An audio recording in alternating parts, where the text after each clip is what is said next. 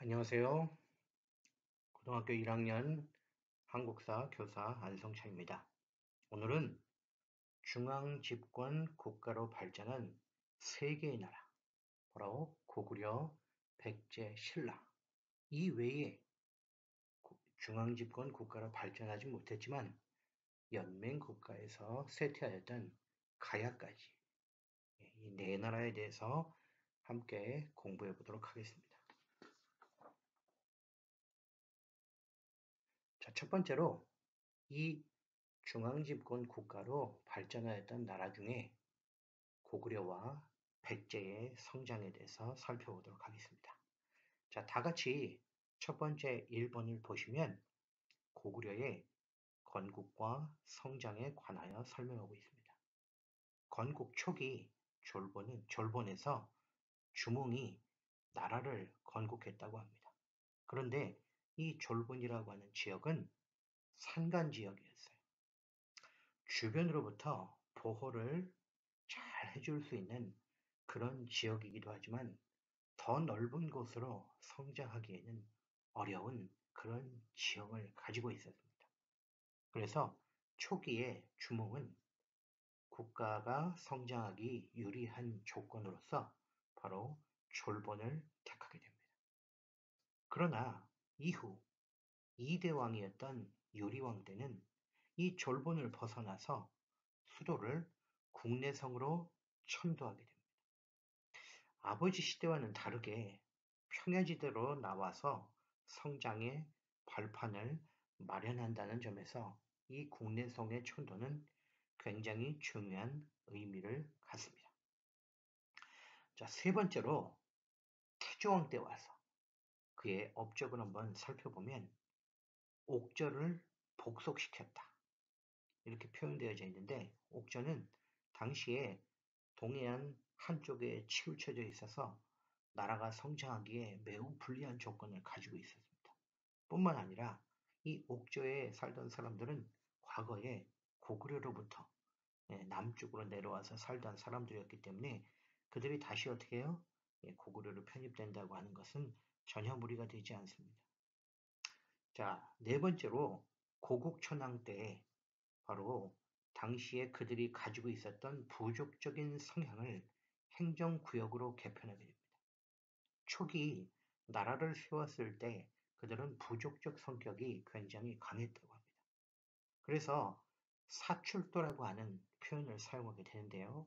마가, 우가, 구가, 저가, 왕가 이렇게 모두 이 5개로 구성이 되어 있었습니다. 이들은 각각의 연맹으로 이루어져 있었고 바로 짐승의 이름을 갖고 있었다.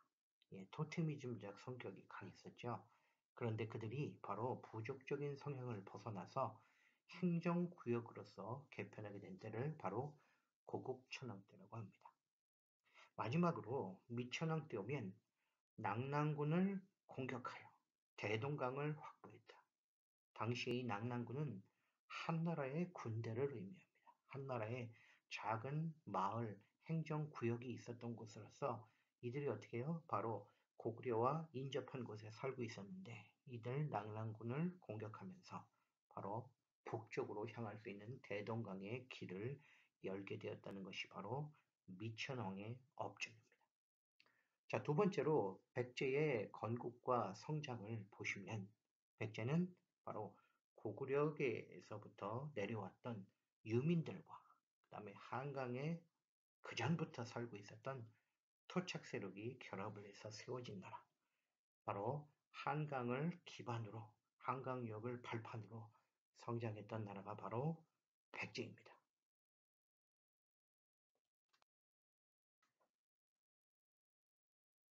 자, 세 번째 보시면 신라라고 하는 나라가 있고 네 번째 보시면 가야가 있습니다.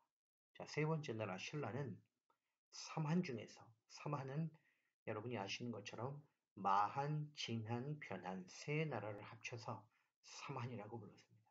그런데 이 신라는 이 삼한 중에서 진한에 속하는 소국으로서 과거에 신라라고 부르기 이전에는 사로국이라는 표현을 썼고 신라라는 표현을 쓴 것은 나중에 후대에 와서 부르게 됩니다. 건국 초기에 이 박씨와 석씨와 김씨가 돌아가면서 왕에 오르게 됩니다. 자, 초기에 바로 신라의 시조를 박혁거세라고 대부분은 알고 계시지만 실제로 신라의 시조는 박씨와 석씨와 김씨로 이루어져 있습니다. 그래서 박씨는 박혁거세, 석씨는 석탈핵, 김씨는 김알지, 이 세 분의 시조로 이루어져 있었던 것이 바로 건국 초기의 신라입니다. 자, 이런 세 집단이 나중에 세습이 이루어진 것을 바로 내무랑 때라고 표현하고 있습니다. 내무랑은 김씨 왕위 세습을 확립하며 마립간이라는 칭호를 사용하게 됩니다. 이전에 신라는 여러 가지 형태로 왕호를 부르게 됩니다. 우리가 다시 한번 살펴보면 첫 번째로 거서간이라는 뜻을 사용하게 됩니다. 거서간은 귀한 사람이다. 귀하게 태어났다. 그래서 귀인이라는 뜻을 가지고 있습니다. 두 번째로 차차홍이라고 부르게 됐는데요. 이 차차홍은 무당 또는 제사장이라고 표현을 했습니다. 자, 이 차차홍의 가장 큰 능력 중에 하나가 치유의 능력을 가지고 있었다고 그랬죠. 그래서 무당이 하는 역할은 사람을 치유하는 역할을 하게 됩니다. 세 번째로 이사금은 계승자, 연장자라고 부르게 됩니다. 그래서 이 이사금 시대에 보면 바로 계승자, 누구로부터 이어받았느냐. 그 이어받은 것은 바로 연장자, 나이가 많은 순서대로 이어받았다. 그래서 귀인과 그다음에 제사장과 그다음에 계승자, 연장자의 성격을 모두 가지고 있는 것이 바로 맨 마지막 단계인 마립간이라는 표현을 사용하게 됩니다. 마립간은 대군장 또는 우두머리라고 부르게 되죠. 자, 이후에 우리는 3세기, 4세기에 신라가 중국의 영향을 받으면서 드디어 왕이라는 표현을 하게 됩니다. 그래서 왕이라고 하는 표현은 우리식 표현이 아니라 중국에서부터 영향을 받았구나. 또 중국으로부터 교류가 시작된 이후에 우리는 왕이라는 표현을 사용하는구나. 이렇게 여러분이 아시면 되겠습니다. 자, 네 번째로 가야는 굉장히 짧게 설명하고 있어요. 전기의 가야 연맹을 주도한 집단은 바로 김해의 금관가야입니다. 그러나 이 김해의 금관가야는 당시에 외나라가 신라를 쳐들어오면서 바로 금관가야가 외와 연합하는 일이 있게 되고 그 이후에 바로 고구려가 신라를 도와주면서 금관가야는 쇠퇴하게 됩니다. 그래서 금관가야는 자신들의 주도권을 빼앗기고 후기 가야를 이끌어가는 나라는 바로 대가야가 되는 것이겠죠. 그러나 이 금관가야와 대가야는 금관가야는 신라의 버풍왕 때, 대가야는 신라의 진흥왕 때 결국 멸망을 하게 됩니다.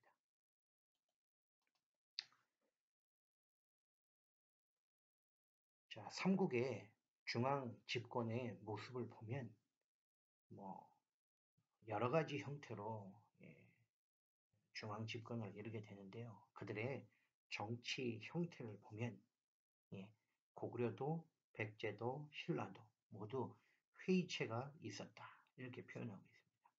그 중에서 고구려는 여기에 설명이 되어 있지 않지만 고구려는 제가회의라는 표현을 사용하게 되고요.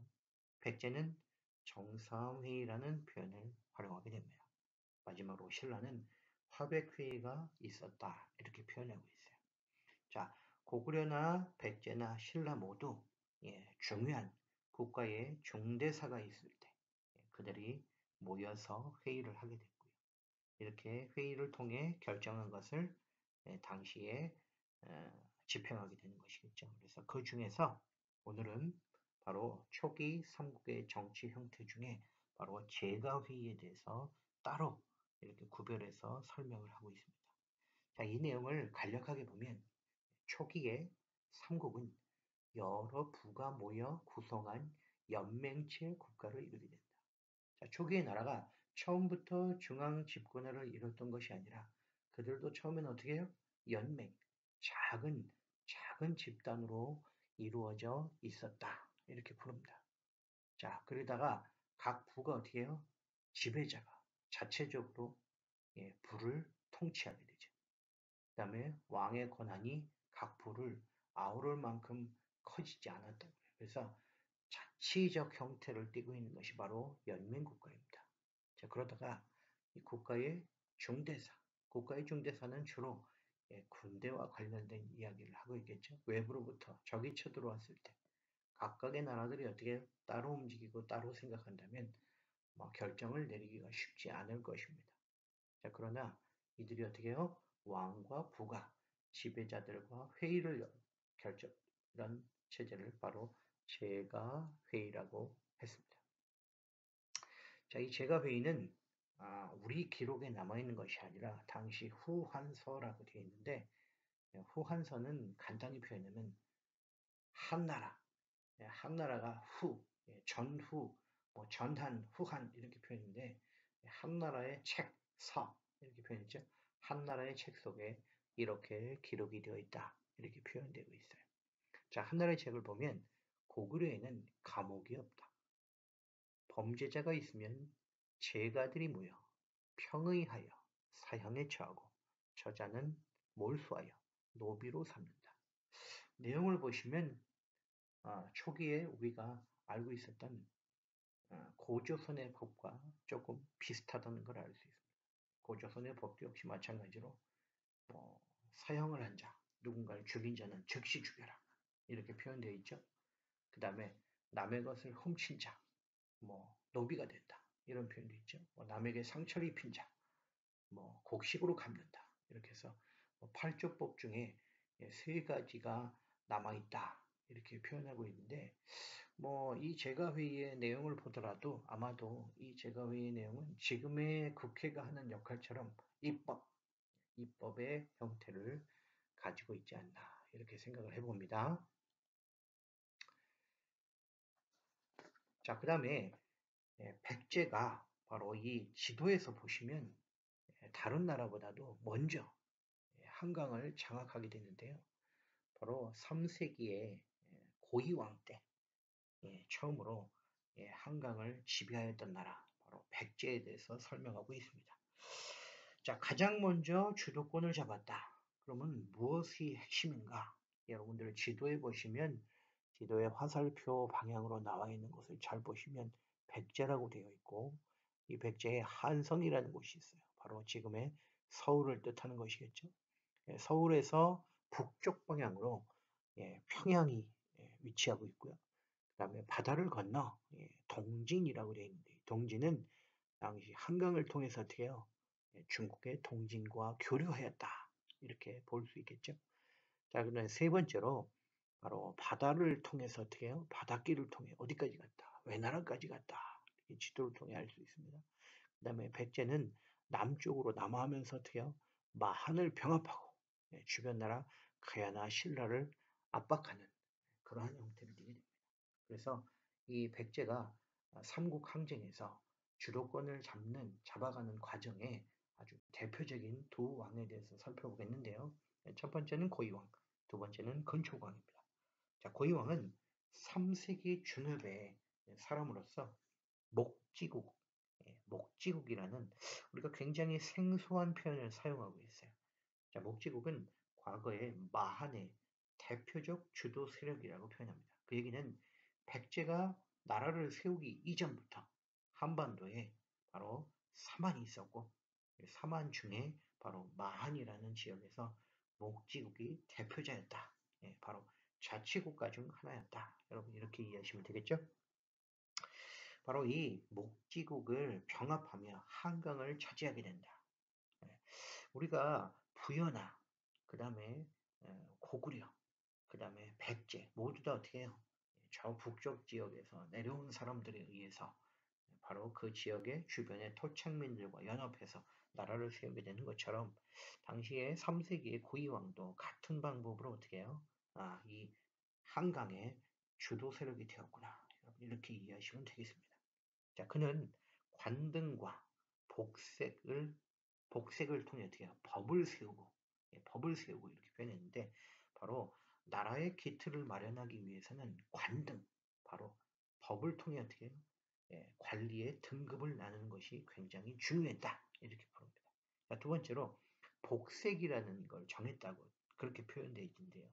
이 복색은 공직에서 일하는 요즘 말로 얘기하면 공무원이겠죠. 공무원이 입는 옷의 색깔 이걸 어떻게 해요? 법으로 세웠다. 법으로. 그 얘기는 당시에 전쟁을 통해서 누가 공이 있고 그죠? 또 잘못한 사람이 있겠죠. 잘한 사람과 잘못한 사람을 서로 구별해서 당시에 관등을 매겼구나. 이렇게 이해하시면 되겠습니다. 자, 두 번째로 근초고왕인데요. 근초고왕은 4세기 중엽의 사람입니다. 자, 4세기 중엽의 사람인데 마한의 남은 자녀 세력을 공격해서 남해안으로 진출했다. 이렇게 표현되어 있죠. 자, 그럼 마한은 도대체 어떤 지역인가? 지금으로 따지면 경기도, 충청도, 전라도 이렇게 세 개의 지역을 많이 있었던 지역이라 합니다. 자, 그들이 초기에는 한강묘역에 머물렀다가 남해안으로 진출했던 얘기는 드디어 경기도와 충청도와 전라도 지역을 모두 다 아우르며 장악한 사람은 누구다? 근초고왕이다. 이렇게 이해하면 되겠습니다. 자, 이 근초고왕은 고구려를 공격하기도 해요. 당시에 고구려의 왕은 고국 원왕이라고 합니다. 이 고국 원왕이 평양성에서 전사를 하게 되는데 바로 이때 당시에 백제의 왕이 바로 근초고왕입니다. 자, 그러나 이 고국 원왕의 아들이었던 소수리 왕은 당시에 매우 어렸다라고 표현해요. 매우 어려서 이 백제에 저항하지 않고 맞대응을 하지 않고 자제를 했다고 하죠. 왜? 훗날 우리에게는 다시 기회가 있을 것이다. 그래서 나중에 그것은 그대로 보복을 하게 됩니다. 자, 계속해서 보시면 중국의 동진과 외와 교류하며 국제적 관계로 좋은 관계를 형성해 나간다. 4세기에 한강의 주인이었던 근초고왕은 당시 바다 건너 중국과 또는 외나라. 그러면 중국과 외나라와 뭐 친해서 교류를 했냐? 그것이 아니라 지금도 한반도의 정세를 보면 우리가 중국, 러시아, 미국, 일본 주변 나라들과 뭐 아주 매우 좋은 관계를 향해 우리를 지켜나가는 것이 아니라 그 당시 한반도의 지형적인 모습을 봤을 때 바로 고구려, 신라, 가야 이런 나라에게 대항하기 위해서는 그 주변 나라와 누가 인접하고 있느냐 이것을 많은 관심을 가졌다. 여러분 이렇게 이해하시면 되겠습니다. 그래서 당시의 관계는 바로 지금의 모습과 큰 차이가 없다. 이렇게 이해하시면 되겠습니다. 자, 이 두 번째 나라는 바로 4세기와 5세기에 걸쳐서 바로 이 한반도의 한강의 주인이 된 자, 바로 고구려입니다. 자, 제목을 보시면 고구려가 동아시아의 강국으로 우뚝 서다 이렇게 되어 있습니다. 자, 이 광개토대왕은 바로 4세기의 주인으로서 이 북쪽으로 보시면 만주의 대부분의 지역을 차지하게 됩니다. 이 위쪽 지역을 보면 후연, 거란, 부여, 동부여 이렇게 주변에 많은 뭐 우리 민족과 관련이 있는 나라들도 있고 중국에 관련된 나라들도 있겠죠.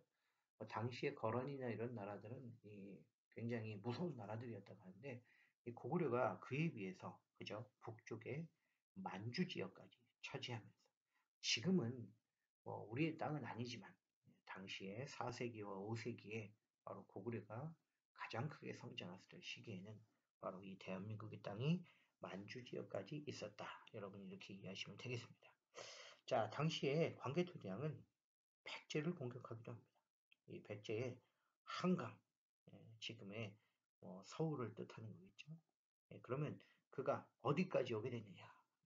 한강의 이북을 차지했다. 이렇게 표현하고 있는데 지금의 지역은 바로 아차산, 아차산 근교의 강북, 한강을 넘지는 못했다고 표현을 합니다. 그래서 강북 지역을 차지하는 왕이 광개토대왕이다. 이렇게 이해하시면 되겠습니다.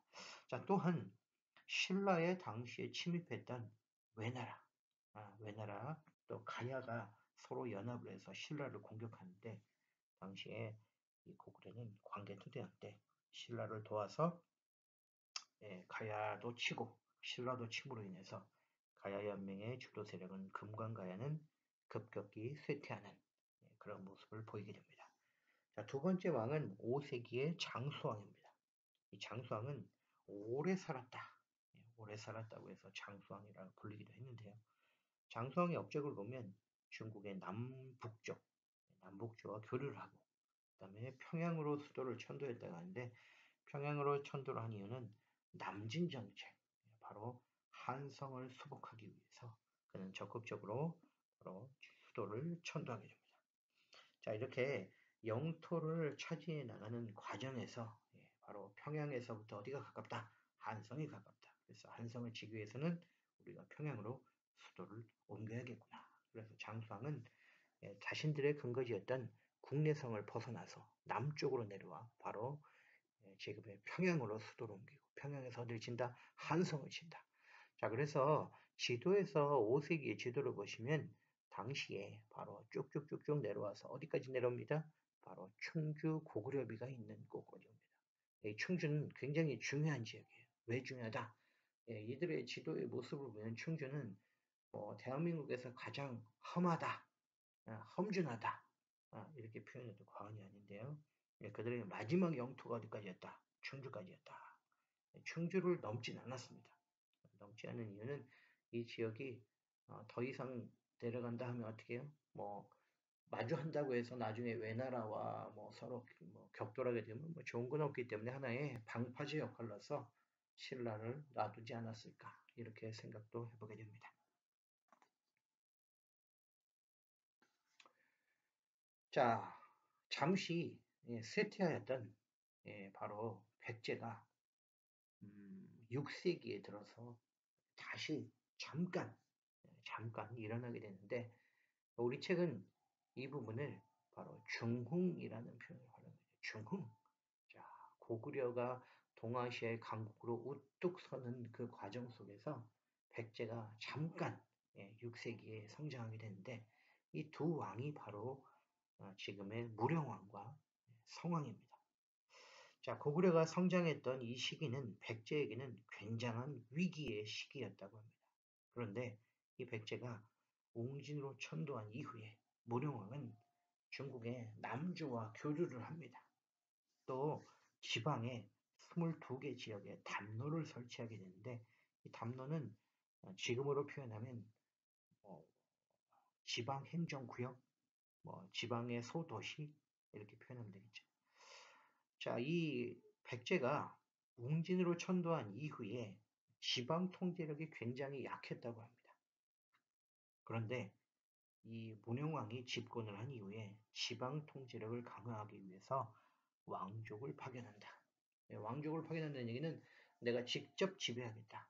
지금으로 따지면 지방자치가 아니라 어떻게 해요? 중앙집권화, 이렇게 하시면 이야기가 좋겠죠. 그래서 지방의 통제력을 강화하기 위해 22개의 담로를 설치하고 왕족을 파견했다.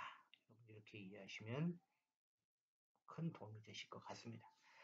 자, 두 번째로 성왕은 당시에 백제는 이 공주가 굉장히 협소했다고 하죠. 이 웅진을 벗어나서 좀 더 나은 지역으로 가기 위해 성왕은 사비로 천도를 합니다. 이 사비는 지금의 부여를 뜻하는 곳이죠. 그래서 6세기 백제가 좀 더 성장하기 위해서 선택한 길은 바로 웅진성에서 사비성으로 천도한다. 지금의 공주에서 부여로 수도를 옮겼구나. 여러분 이렇게 이해하시면 되겠습니다. 자, 그 이후에 신라와 결혼 동맹을 맺게 됩니다. 그래서 신라와 백제가 동맹을 맺으면서 연합을 하게 되죠.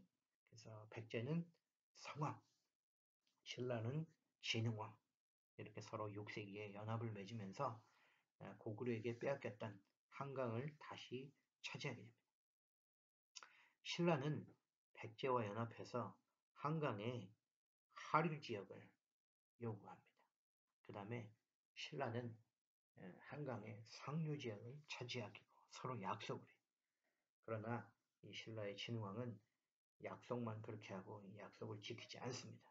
그래서 한강을 백제로부터 다시 찾아오게 되는데, 그 전투가 바로 관산성 전투입니다. 이 관산성 전투에서 성왕이 전사하게 되는데, 당시에 이 성왕과 진흥왕의 사이는 장인과 사위의 관계였다라고 표현을 합니다. 가족이 제일 무섭다고 하죠. 그런 것처럼 당시 우리 역사 속에서도 보면 이 성왕과 이 진흥왕의 사이는 그런 관계로 여러분이 이해하시면 됩니다. 그래서 사위가 장인을 죽이게 되는 그런 결과를 낳았다. 여러분 이렇게 이해하시면 되겠습니다. 자, 이제 뭐 거의 마지막을 향해서 달리고 있는데요. 바로 신라가 한강유역을 차지하게 됩니다. 바로 6세기의 주인, 바로 이 한반도의 최종적인 주인이 누군가? 바로 6세기의 지도를 보시면 바로 지증왕, 버풍왕. 지금은 두 개만 나와 있지만 세 번째 뒷장에 제가 다음에 설명할 내용 중에 진흥왕까지 바로 대표적인 왕이 세 왕이 있습니다. 자, 마지막으로 이 한강을 차지한 나라는 신라. 신라의 바로 성장을 주도했던 왕은 세 왕, 지증왕, 버풍왕, 진흥왕.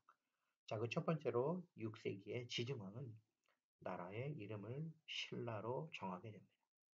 자, 6세기가 되기 전까지 나라의 이름은 뭐 사로라고 표현하고 뭐 계림이라고 표현하고 금성이라고 부르기도 한다고 합니다. 그러나 그런 여러 가지 이름들을 다 버리고 최종적으로 지증왕 때 신라, 우리 표현을 하면 뭐 공식 이름 이렇게 표현을 해도 되겠죠. 자, 왕후 역시 마찬가지로 왕이라는 표현을 사용한 것이 지증왕 때다. 그 이전에 우리가 뭐 전에 표현한 대로 여러 가지를 표현을 했죠. 그런 표현들 외에 바로 최종적으로 왕이라는 표현을 쓰고 있구나. 자, 그 다음에 지증왕의 가장 대표적인 업적 중에 하나는 우상국을 정복합니다. 자, 이 우상국은 현대말로 표현하면 울릉도입니다. 울릉도. 자, 당시에 많은 백성들이 사실은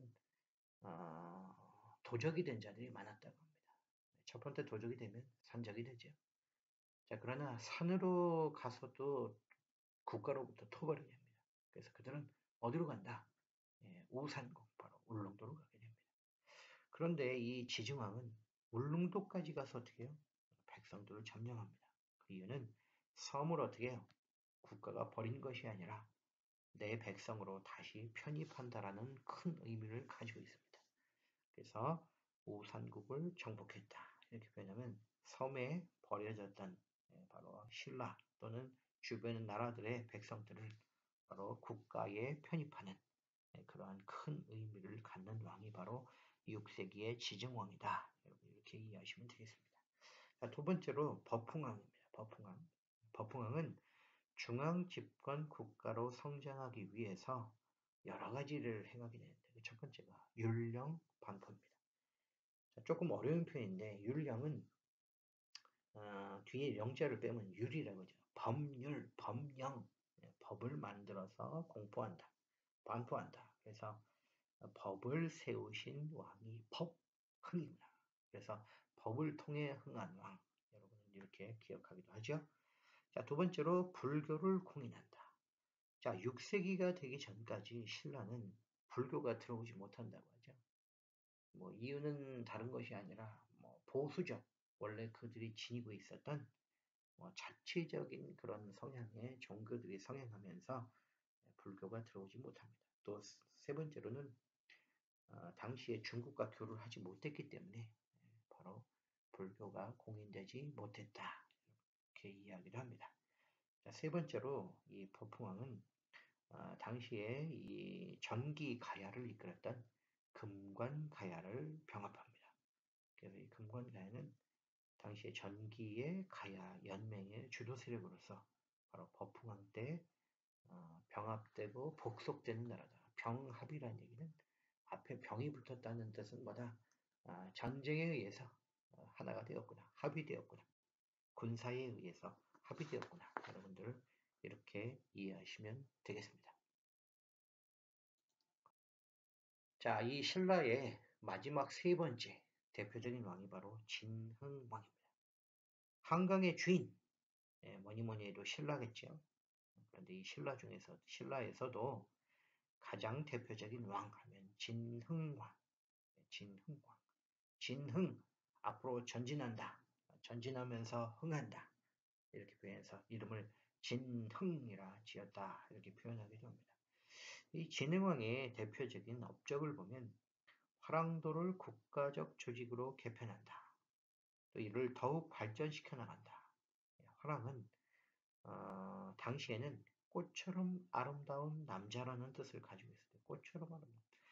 꽃처럼 아름다운 남자가 무슨 의미가 있는가? 당시에 대부분의 나라들은 16살부터 60세까지의 사람들이 군대 가서 국가를 위해서 바쳐달라는데 바로 이 화랑은 학생을 뜻하는 거예요. 학생.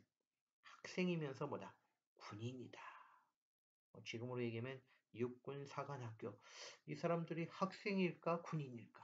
원칙적으로 얘기하면 군인이라는 표현들은 학생에 가깝다. 학도병 이렇게 이해하는 것도 무리가 안 되겠죠. 당시에는 굉장히 말도 안 되는 일이었겠죠. 모든 것이 부족한 신라로서 선택이 아닌 필수가 아니었나 생각해봅니다. 또 이 진황은 대가야 역시 멸망을 시킵니다. 또 북쪽으로는 함경도까지 진출하게 됩니다. 그래서 명실상부한 6세기 한반도의 주인이 되는 그런 바로 왕이 당시의 진흥왕입니다. 자, 지금까지 여러분이 살펴보았듯이 중앙 집권 국가. 이것은 힘을 어떻게 해요? 한 곳으로 모아야겠죠. 지금까지 우리가 보았던 여러 가지 것들은 중앙 집권. 맨 위에 왕이 있고, 왕 밑에 누가 있다? 각 귀족들이 있고, 귀족들 밑에 행정구역이 있고, 이러한 형태로 위에서부터 밑으로 내려가는 이러한 형태가 힘을 한 곳으로 모을 수 있었다. 그래서 주변 나라들과의 관계를 잘 유지하면서 또 강을 통해 어떻게 해요? 교통로를 확보하면서 또 인재를 양성하고 법을 통해 어떻게 해요? 공과 사를 구별하고 각 나라들을 통해 몇천 년 동안 우리가 이어온 이 과거의 이야기는 지금 우리에게 무엇을 시사하고 있는가? 우리가 다시 한번 생각해 보면 좋지 않을까? 지금 전 세계의 많은 나라들은 나라를 발전해 나가는 과정 속에 이 지도자의 결단, 이 지도자의 생각, 지도자의 어떤 뜻, 이런 것을 굉장히 잘 반영을 한다고 합니다. 우리가 앞으로 한 세기를 살 것이 아니고 더 많은 것을 후세에 잘 전달하기 위해서라도 우리가 과거에 고구려, 백제, 신라처럼 중앙 집권을 통해 발전해 나가는 그런 대한민국이 되면 얼마나 좋지 않을까 이렇게 생각을 하게 됩니다. 우리가 다음 시간에 다음 차시를 잠깐 소개하면 다음 시간에는 이 남북국의 성립과 발전 이렇게 되는데 남북국이라는 표현은 사용한 지는 그렇게 오래된 것 같지는 않아요. 남북국은 이 남쪽에는 통일 신라가 있고 북쪽에는 당시에 고구려의 유민들이 만들었던 발해가 있습니다. 이 발해와 그 다음에 통일 신라를 붙여서 남쪽과 북쪽의 국가 이렇게 표현하죠. 그래서 남북국의 성립과 발전에 대해서 우리가 다음 시간에 여러분과 공부해 보도록 하겠습니다. 그동안 이렇게 힘든 시기지만 우리가 잘 극복하고 다음 시간에 여러분 학교에서 잘 만나기로 하겠습니다. 이상으로 한국사 교사 안성찬이었습니다. 마치도록 하겠습니다.